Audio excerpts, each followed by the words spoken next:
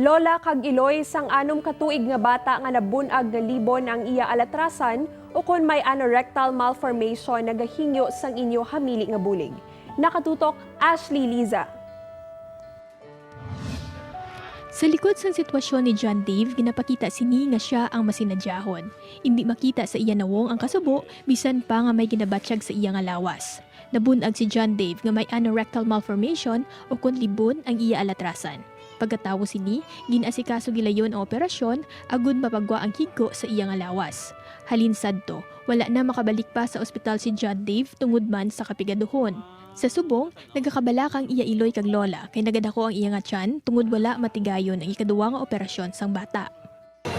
Gani, wag ka alam sa kanan, kagabay ng senya tayo sa gatin ako yan siya. Kaya ang gusto na maoperahan na siya.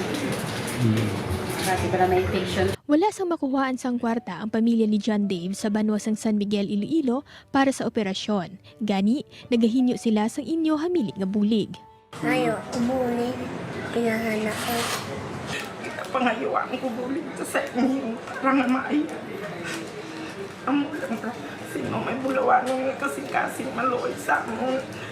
Pinapangayuan ko bulig ako. Hindi ko gusto makita ng kakabudlay.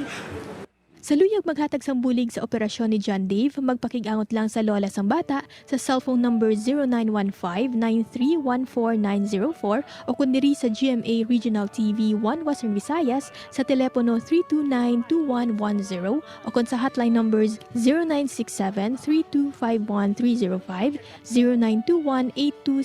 0921-826-7723 kag 0921-826-715.